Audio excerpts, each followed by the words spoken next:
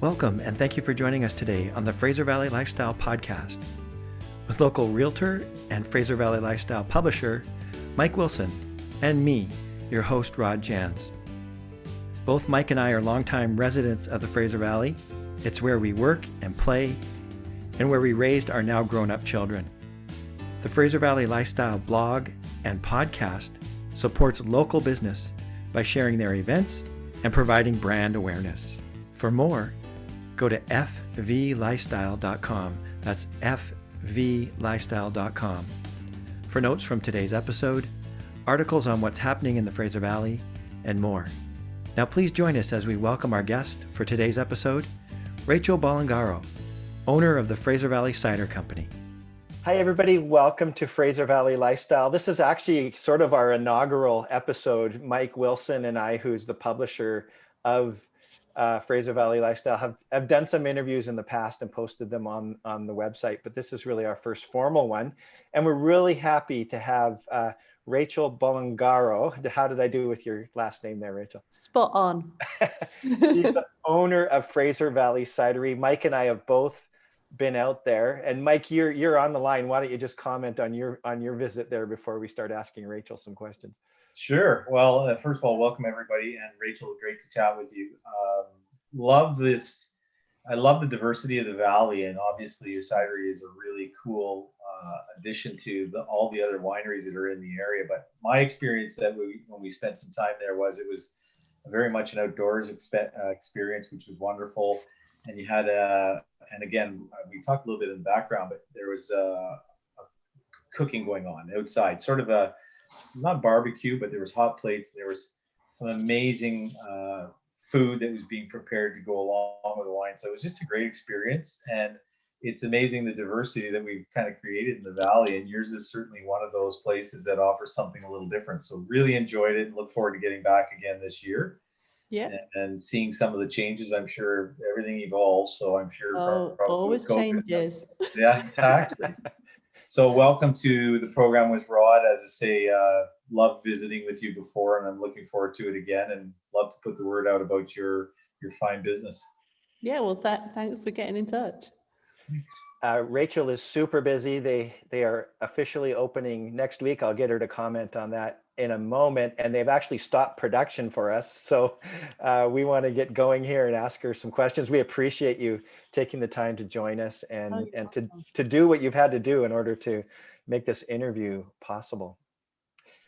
So maybe just let's start with your origin story. How did Fraser Valley Cider Company get it started? It sounds like you had another career before you were doing this. So if you could just take us back to the beginning, how did you get your start? Yeah, so it was like 2013, 2014, and I'd been an engineer for 20 years.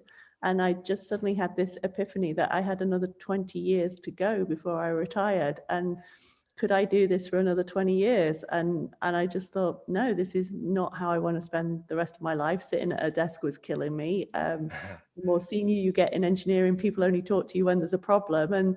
And so it was just, I just took a week off work, decided what I liked doing and how could I make a second career out of what I liked doing. So I lit on cider making. I'd always made my own cider and my own wine. I loved being out in my garden, tending my trees and my plants.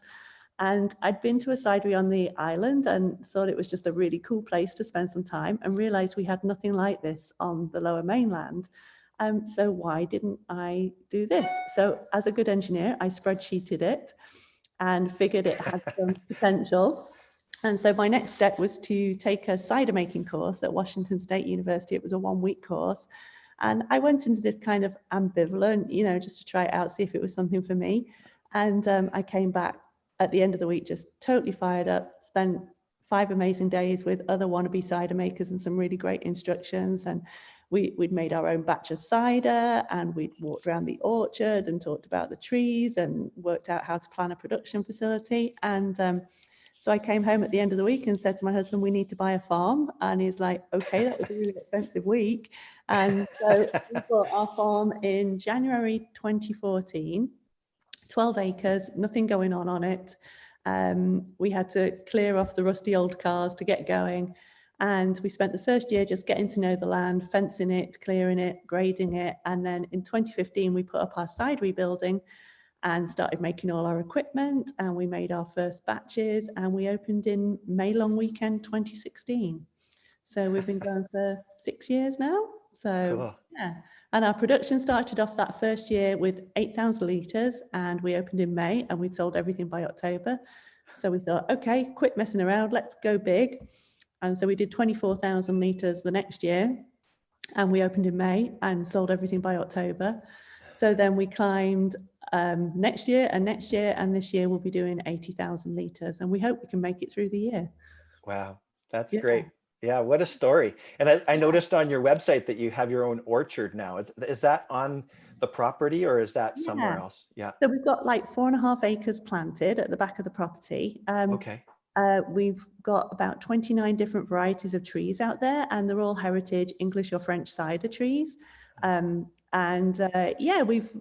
there's no real literature on what grows well in this area. It's not traditionally a strong apple growing area on the Lower Mainland, and certainly nothing for cider varieties. So we just planted loads, and we're seeing what is doing well. And actually this week we've picked up 300 more trees, and we'll be planting the remaining area in front of our cidery. And our plan is to bring the orchard right up to the cidery building, so that when you're sat enjoying a glass of cider in our picnic area, you're actually sitting in between the trees, and then there'll be little paths between the orchard to go and wander, and little clearings to sit in, and make it more like an organic experience rather than a classic production orchard in straight rows. This is going to be more natural.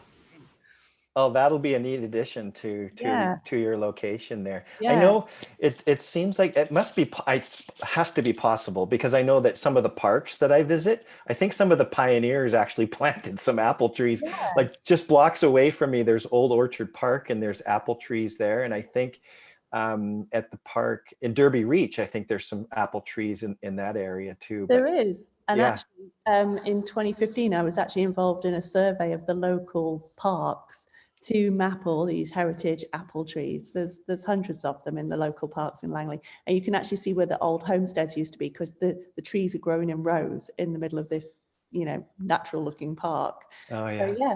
And in fact, a few years ago, we did partner with the Langley Environmental Protection Society, and they do a gleaning program where they gather apples off untended trees in parks and by the side of the road and stuff. And we made a cider for them that they sold as a fundraiser, and we called it Gleaner's Gold. And it was actually one of our best ciders. It was Oh, neat. Just a mix of all these unlabeled, unknown apples, and it just turned out really well. That's fantastic. But I know my wife and I have been out there a couple times. One day in particular was just a real magical day. We were able to sit in the Adirondack chairs that you have there. Yeah. And you have a view of Baker, which I just love. It's just so beautiful. Yeah. And it's just a great setting that you have there. And you have such a great story. I love what you're doing. And it's neat what's developing in that area as well. You guys are there, and then there's a number of vineyards. I mean, if people want to make it sort of a tour for the day, there's some really cool places to visit. You can drink wine and test and have some cider, and it's really cool what's developing in that area, isn't it? It is. And, it's a really lovely community to be part of as well, because especially in the early days, the wineries were so supportive of us, and, saying to people, have you checked out the new cidery? And oh, great. we like to return the favor and send people who have come out to the valley looking for cider to the wineries as well. And a couple of years ago, we actually started up a libations tour. There's a meadery down the road where they make honey wines. Right. We've been there too. Yeah. They have some really interesting wine there as well. Yeah, exactly. And then there's a distillery in North Langley, and there was a new brewery at that time. We've got several excellent breweries now, but we did a tour, the four of us, and you got your passport stamped, and you went to visit all different locations, and we had live music and snacks. And I think the year before COVID, we had 500 people come and tour our four businesses. So it's a really awesome example of the diversity that's there in Langley, and like the collaboration between all these family-owned local businesses as well. Cool. Both Mike and I obviously have a bit of an entrepreneurial bent, so I'm always curious, like, What's been your biggest challenge? It sounds like maybe the biggest challenge is just keeping up with growth. Yeah, I think so. And that's a lovely challenge to have, Yeah, right? no kidding. Yeah. That's awesome. I think I I think the challenge, and I think we've met it, is adapting. You know, I always say I have no regrets. I wouldn't have done anything differently. Um, and but if I'd have known what I was getting into when I started this, I might never have done it, because it's so overwhelming when you look at it as a whole. But Yeah. once you're kind of like on the back of that tiger, there's no option but to ride it to the end, right? And so Yeah. keep going. But I think our real strength has been the ability that we're a small, individually owned company, and we can pivot on a dime. And if something's not working for us, then we can change. And we've got some awesome staff as well, like especially last year in the middle of COVID. Our staff kind of like knuckled down, did jobs they never thought they were going to have to do, worked in a way that was never an option when we started. And we had a successful year last year as a result of our ability to say, okay, well, we can't do this anymore, but what can we do? And we did it, and we had a good year. Yeah. Like adapting to COVID, right? So Yeah, yeah. exactly. Yeah. Yeah. And Yeah. as a business as a whole, you know, you start stuff that you think is going to be a good idea, and you think is going to have legs, and then you realize actually that's either way too much work or not what people are interested in. Mm-hmm. And so you can just scrap that plan or change that plan into something that does work. Yeah. Give us an example of something that you scrapped. Something that we scrapped. Well, we used to do a lot of workshops. Like I've always been like a hands-on project kind of person. We were talking about addictions the other day, and I realized my addiction is projects. And, so I like doing stuff and learning stuff and doing new ideas. And so we had a lot of like painting workshops and floral design workshops and cheese making workshops, all stuff that I'm passionately interested in. But we've realized our customers just like to come here and drink, and we should just leave them alone and let them They're not coming for an education or a class necessarily. No. I mean, obviously some people are interested, but on the whole, they'd rather just hang out with their friends on the patio. Yeah. Don't bother us. Yeah. Yeah. Exactly. I didn't include this in the questions that I sent you, but this is a question I want to ask for the Fraser Valley Lifestyle blog. And what's one of your favorite things about being in the Fraser Valley and doing business in the Fraser Valley?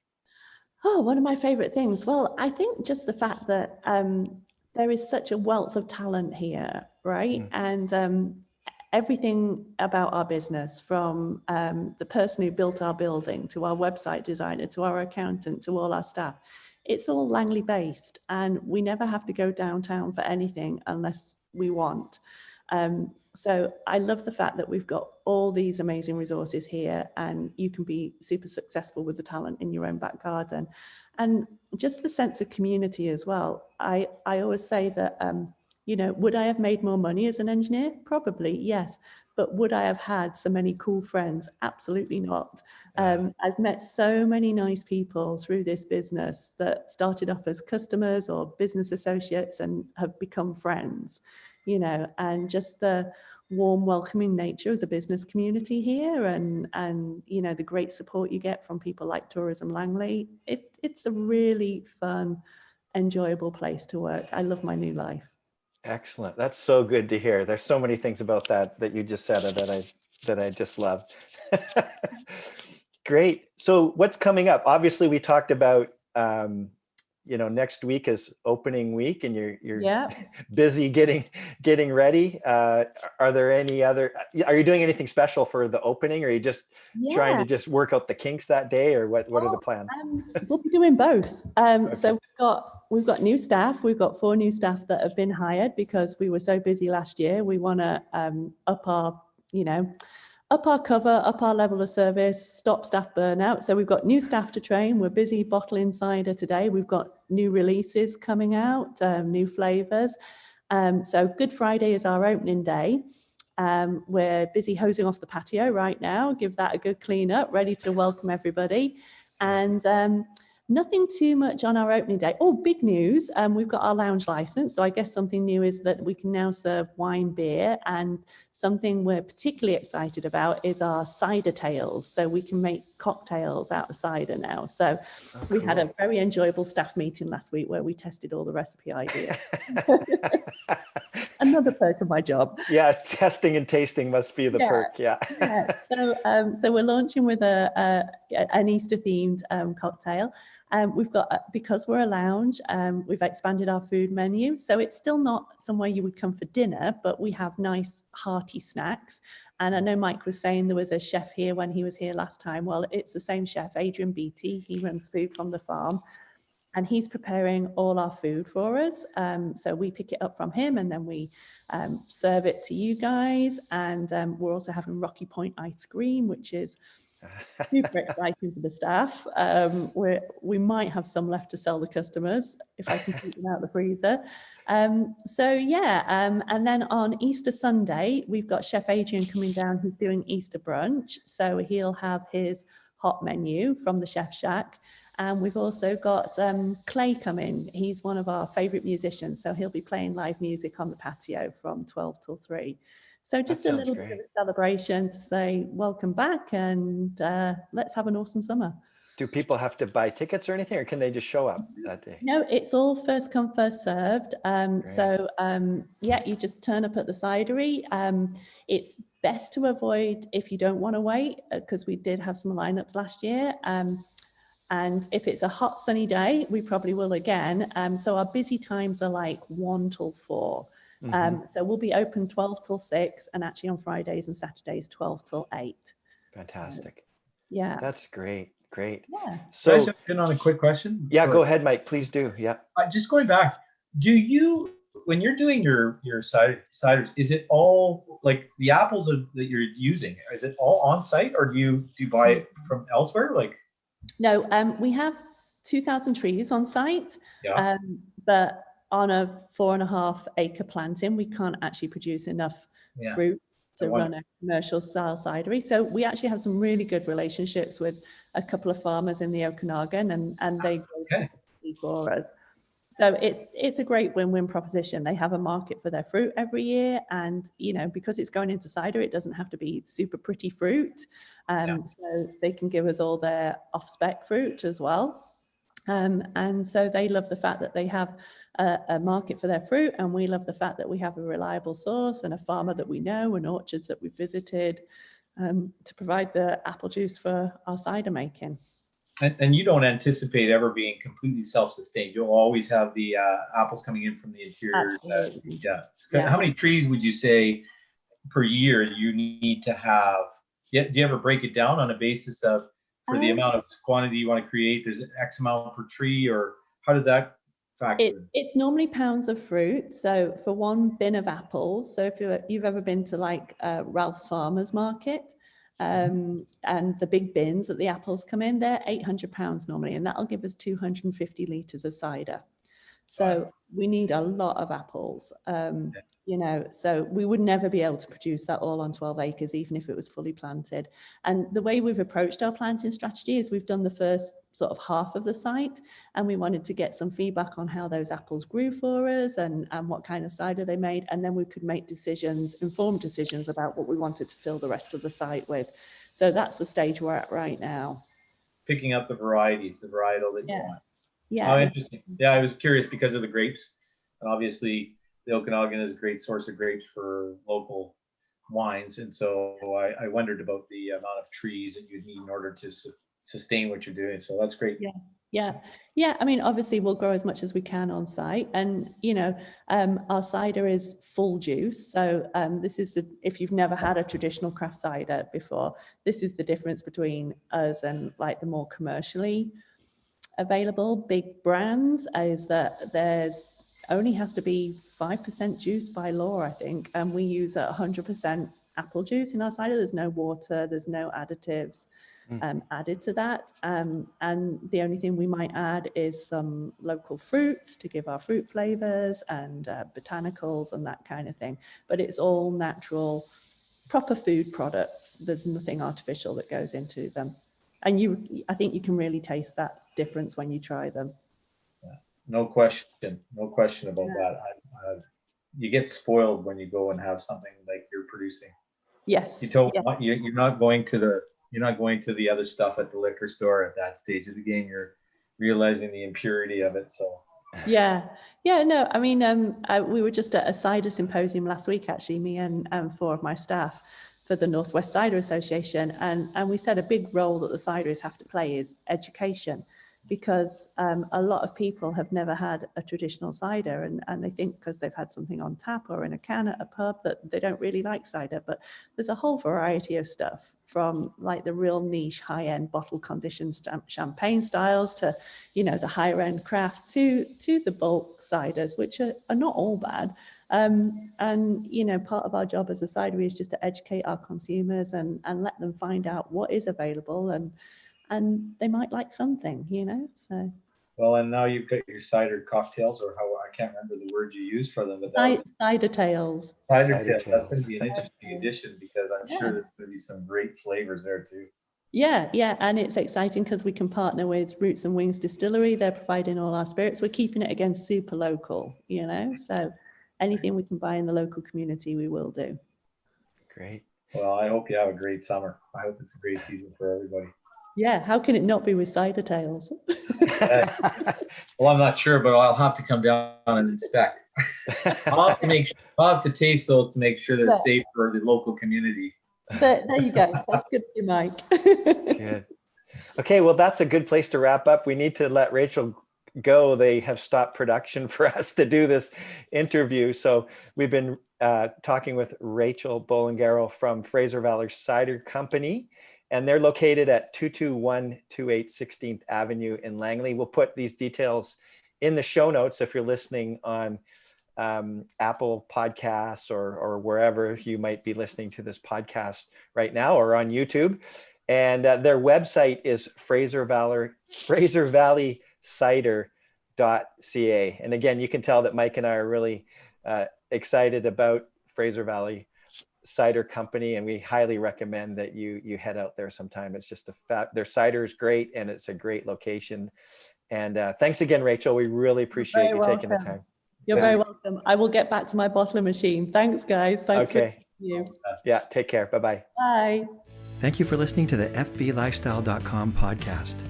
For notes from this episode, articles on what's happening in the Fraser Valley, and more, please visit us at fvlifestyle.com. That's fvlifestyle.com. Talk to you soon.